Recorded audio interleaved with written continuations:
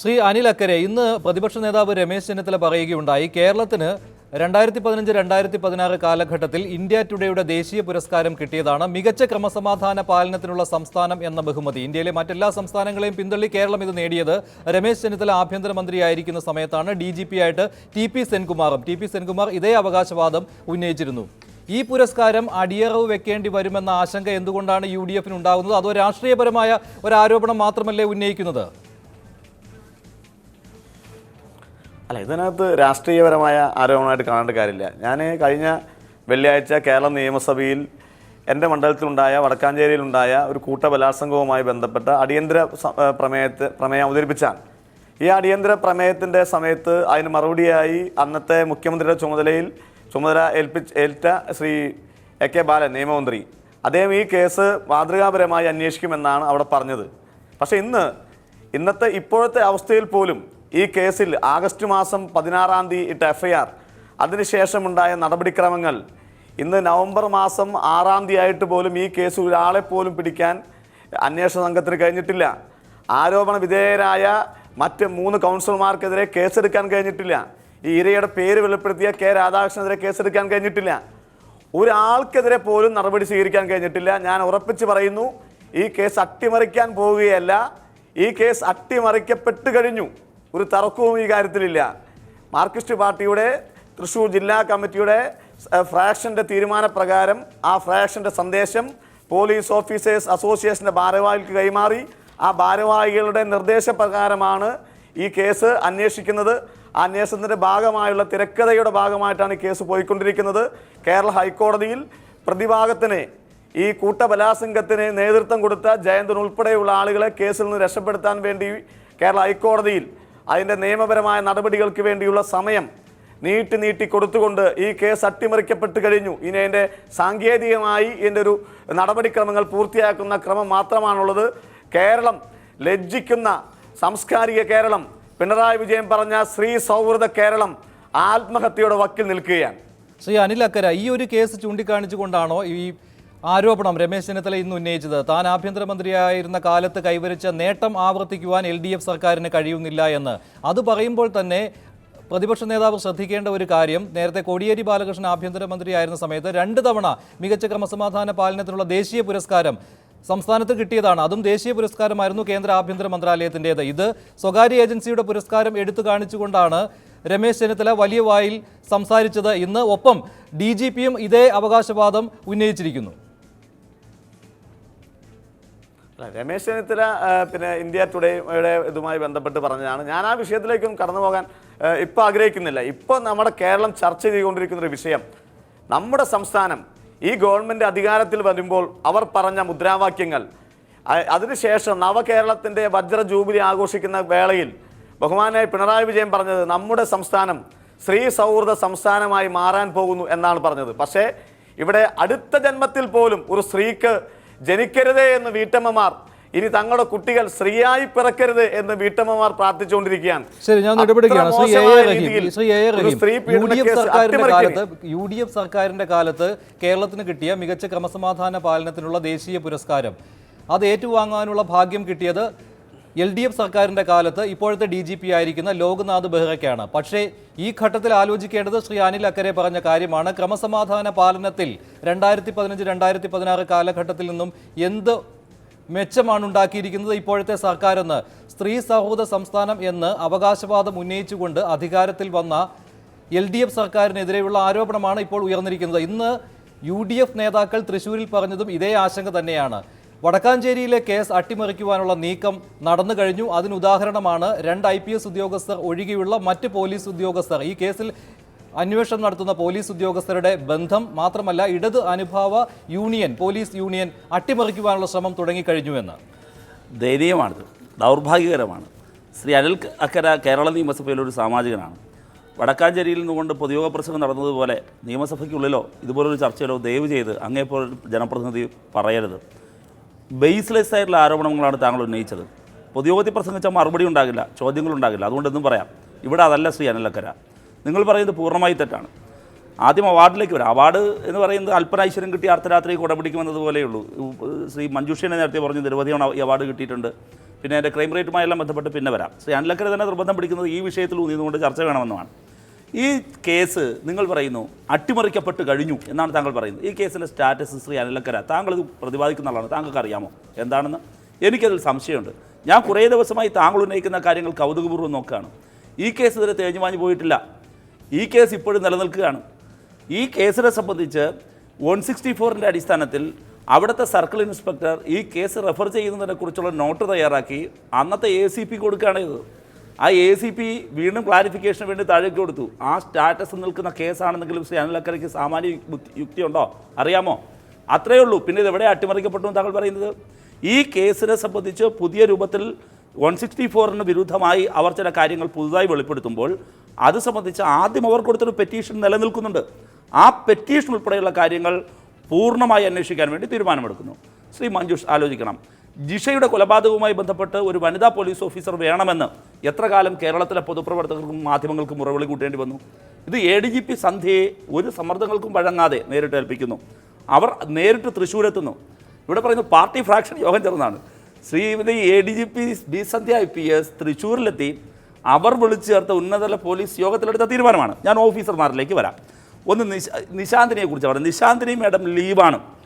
അവരുടെ ഭാര്യ അവരുടെ വീട്ടിൽ മരണമുണ്ട്. അവരുടെ അച്ഛനും അതോടൊപ്പം തന്നെ ഭർത്താവിൻ്റെ അമ്മയും ഒക്കെ മരിച്ചതിനെ തുടർന്ന് അവർ ലീവാണ്. പിന്നെയുള്ളത് ഇരിങ്ങാലക്കുട ASP മെറിൻ ജോസഫാണ്. അവർ ഡൽഹിയിലാണ്. ഈ നിശാന്തിന് ലീവ് കഴിഞ്ഞ് വന്നാൽ ഈ ടീമിലുണ്ട്. ഒന്ന് പറയാൻ സമയം തരണം ദയവേത്.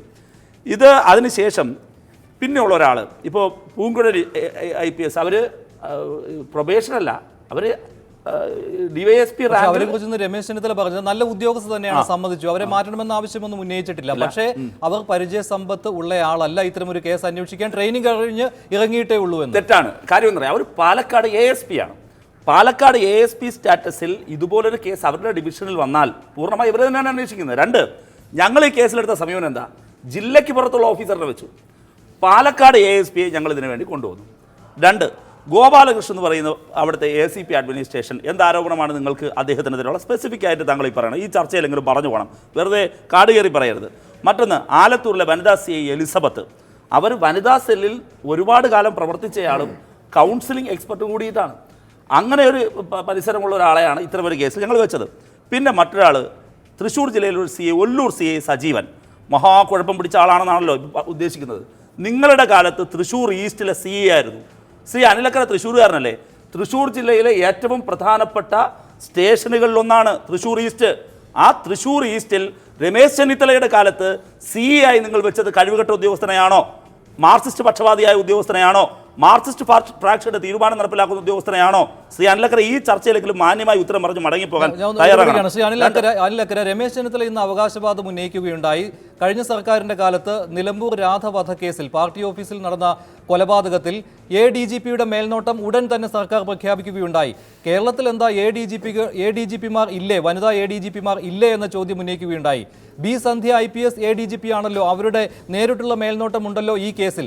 പിന്നെ ഏതൊക്കെ ഉദ്യോഗസ്ഥരെ ഈ കേസിന്റെ അന്വേഷണത്തിൽ നിന്നും മാറ്റണം എന്നാണ് വ്യക്തമായിട്ട് UDF ആവശ്യപ്പെടുന്നത്? വ്യക്തമായി നിങ്ങൾ പറയണം.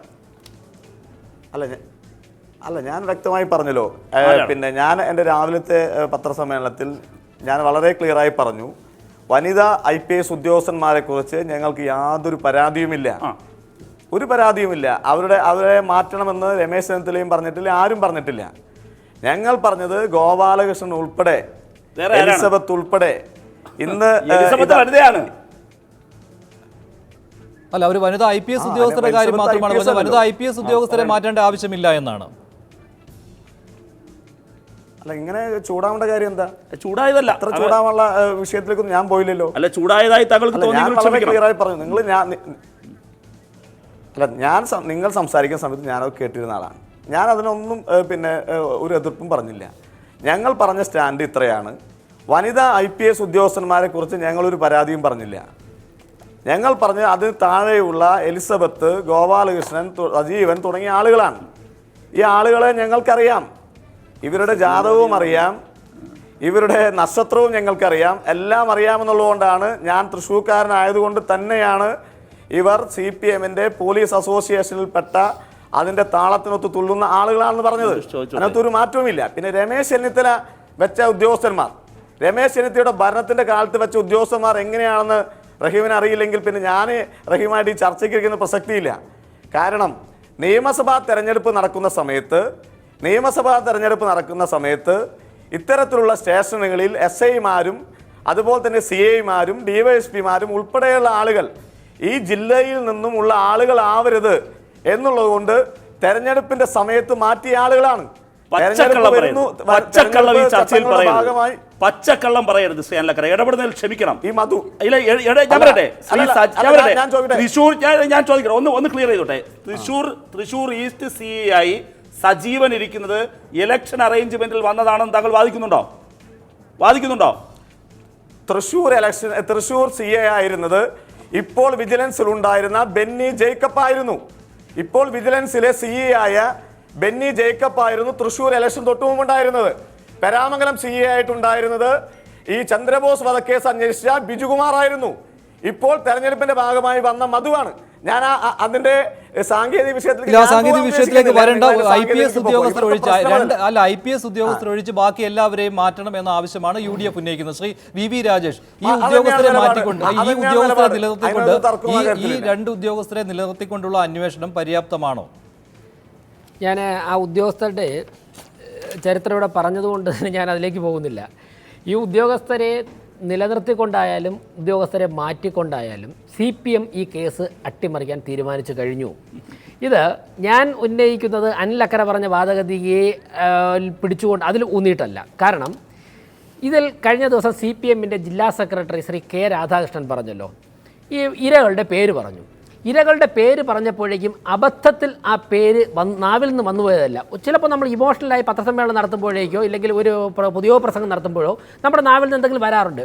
മാധ്യമപ്രവർത്തകർ, ഞാനിന്ന് തൃശ്ശൂരിലൊരു മാധ്യമപ്രവർത്തകനോട് ചോദിച്ചു, ഈ പത്രസമ്മേളനത്തിൽ പോയ ഒരാളോട് ചോദിച്ചു. അപ്പോൾ അദ്ദേഹം പറഞ്ഞു, രാധാകൃഷ്ണ ചേട്ടാന്ന് വിളിച്ചാൽ പറഞ്ഞു, രാധാകൃഷ്ണ ഇങ്ങനെ പറയാമോ, അത് നിയമവിരുദ്ധമല്ലേ? പറയാം. ഈ ജയന്തൻ്റെ, വടക്കാഞ്ചേരി ജയന്തൻ്റെ പേര് പറയാമെങ്കിൽ ഇരയുടെയും ഭർത്താവിൻ്റെയും പേര് പറയാം. അതും ജനങ്ങൾ അറിയട്ടെ. ഇൻറ്റൻഷൻലി, അതായത് CPM തീരുമാനിച്ചു കഴിഞ്ഞു ഈ കേസ് അട്ടിമറിക്കണം. അതുകൊണ്ടാണ് ഇതുവരെ അന്വേഷണവും കഴിഞ്ഞിട്ടില്ല രാധാകൃഷ്ണനെതിരെ. വേറൊന്നുണ്ട്, ഒരു അമ്പലപുരം മധു എന്ന് പറയുന്ന ഇപ്പോഴും മുനിസിപ്പൽ കൗൺസിലറായി തുടരുന്ന അമ്പലപുരം മധുവാണ് ഈ ഇരയുടെ ഭർത്താവിനെ കാറിൽ കയറ്റിക്കൊണ്ടുപോയി ഭീഷണിപ്പെടുത്തിയത്. ഈ അമ്പലപുരം മധുവിൻ്റെ പേര് അന്വേഷണ ഉദ്യോഗസ്ഥരോടും പറഞ്ഞിട്ടുണ്ട്, പത്രസമ്മേളനത്തിൽ ഈ കുട്ടി പറഞ്ഞിട്ടുണ്ട്. 2 കേസുകളാണ് എടുക്കേണ്ടത്. ഒന്ന് 370 ബലാത്സംഗത്തിന്, മറ്റൊന്ന് കേസ് അന്വേഷണം അട്ടിമറിച്ചതിന്, മൂന്നാമതൊരു കേസ് ശ്രീ K രാധാകൃഷ്ണൻ, മുൻ മന്ത്രി, മുൻ സ്പീക്കർ, CPM കണ്ണൂർ തൃശ്ശൂർ ജില്ല 228A പ്രകാരം, ഇന്ത്യൻ പീനൽ കോഡ് 228A പ്രകാരവും സുപ്രീം കോടതിയുടെ രണ്ട് ഡിസിഷനുണ്ട്. ഒന്ന് criminal appeal 547/1997 state of Punjab versus Ramdev Singh, മറ്റൊന്ന് Om Prakash versus state of UP. ഈ 2 കേസുകളിലും സുപ്രീം കോടതി പറഞ്ഞിട്ടുണ്ട് ഇരയുടെ ഐഡൻറ്റിറ്റി എന്ന് പറയുമ്പോൾ ഇപ്പം രാജേഷാണ് ഇരയെങ്കിൽ രാജേഷ് എന്നുള്ള പേര് പറയണമെന്നില്ല. രാജേഷിൻ്റെ അച്ഛൻ്റെയോ അമ്മയുടെയോ വീട്ടുപേരോ പറഞ്ഞുകൊണ്ട് രാജേഷിൻ്റെ ഐഡൻറ്റിറ്റി ഡിസ്ക്ലോസ് ചെയ്ത് കഴിഞ്ഞാൽ 2 വർഷം വരെ പണിഷ്മെൻറ്റ് കിട്ടാവുന്നതാണ് എന്നുള്ളത് 228A IPCയിലും പറയുന്നുണ്ട്. BJP പരാതി നൽകിയിട്ടുണ്ടല്ലോ K രാധാകൃഷ്ണനെതിരെ. ആ പരാതിയിൽ എന്തുണ്ടായി? BJP പരാതി നൽകി. ഞങ്ങൾ ആദ്യത്തെ ദിവസം പരാതി നൽകാൻ വിളിച്ചപ്പോഴേക്കും DGP ഇല്ല എന്ന് പറഞ്ഞു. ഞങ്ങൾ ഉടൻ തന്നെ മെയിൽ ചെയ്ത് കൊടുത്തു. രണ്ടാമത്തെ ദിവസം ചെന്നപ്പോഴേക്കും പറഞ്ഞു DGP സ്ഥലത്തെത്തിയിട്ടില്ല. എന്തായാലും ഞങ്ങൾ ആ പരാതി കൊടുത്ത് റെസിപ്റ്റ് ചോദിച്ചു. അപ്പോൾ പറഞ്ഞു DGP ഒന്ന് കണ്ടതിന് ശേഷം മാത്രമേ റെസിപ്റ്റ് തരാൻ സാധ്യതയുള്ളൂ.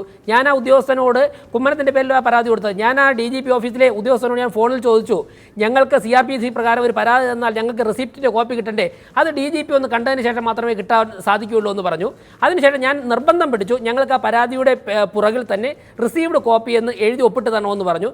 അങ്ങനെ അത് വാങ്ങിയാണ് ഞങ്ങൾ BJP ഓഫീസിലെ ഫയൽ സൂക്ഷിച്ചിട്ടുള്ളത്. ഇതുവരെയും FIR രജിസ്റ്റർ ചെയ്തിട്ടില്ല എന്നാണ് ഞങ്ങൾ മനസ്സിലാക്കുന്നത്. DGP ആയി ഞങ്ങൾ നേരിൽ ഫോണിൽ സംസാരിച്ചിട്ടുണ്ട്. ഞാൻ സൂചിപ്പിച്ചത് ഇന്ന് KK ശൈലജ മന്ത്രിയും അതോടൊപ്പം തന്നെ CPMൻ്റെ മുതിർന്ന നേതാവ് TN സീമയും K രാധാകൃഷ്ണൻ്റെ പ്രസ്താവനയെ പിന്തുണച്ചുകൊണ്ട് വന്നിരിക്കുന്നു. മാധ്യമങ്ങളിൽ നിന്നും സോഷ്യൽ മീഡിയയിൽ നിന്നും എനിക്ക് മനസ്സിലാക്കാൻ സാധിച്ചത് ഇങ്ങനെയുള്ള ഇരകളുടെ പേരുകൾ പുറത്തു പറയുന്ന ഒരു സാഹചര്യം ഉണ്ടാകണമെന്നാണ് KK ശൈലജ പറഞ്ഞിരിക്കുന്നത്. അതിനർത്ഥം CPIയും തത്വത്തിൽ ജയന്തൻ്റെ കേസ് അട്ടിമറിക്കാൻ തീരുമാനിച്ചിരിക്കുന്നു. കാരണം ഈ ജയന്തന് കഴിഞ്ഞ മുനിസിപ്പൽ കൗൺസിൽ ഇലക്ഷനിൽ ആ സീറ്റ് കൊടുക്കാൻ നിശ്ചയിച്ചിരുന്നതല്ല. ആ സീറ്റ് കൊടുക്കാൻ നിശ്ചയിച്ചിരുന്ന മാതൃഭൂമി പത്രത്തിലൊക്കെ ഉള്ളതുപോലെ ഗിരിജൻ എന്ന് പറയുന്ന ഒരു ചെത്തുതൊഴിലാളിക്കാണ്. അവിടെ 550 വോട്ടിൻ്റെ ഭൂരിപക്ഷത്തിൽ CPM ജയിക്കേണ്ട സീറ്റ്